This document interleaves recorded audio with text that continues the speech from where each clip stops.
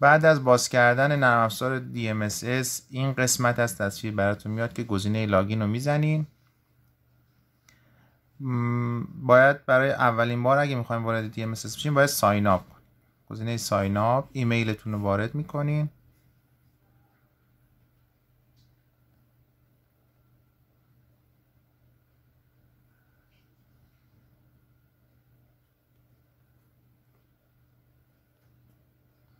و اینجا یک رمز که ترکیبی از حروف و اعداد باشه رو براش تعریف میکنی.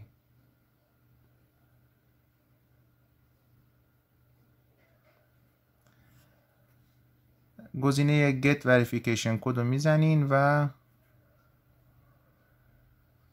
حتما قبلش این قسم تیک تایید رو حتما بزنین. منتظر میشیم که جیمیل ارسال بشه.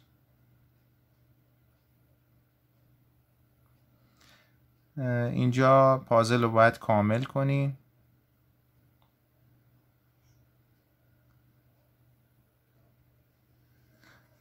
ایمیل از طریق DMSS فرستاده شد. حالا باید بریم تو قسمت جیمیل و ببینیم که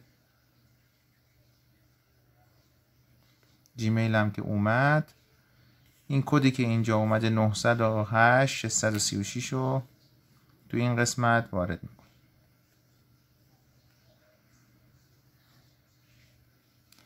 خب اکانت شما به همین راحتی ساخته شد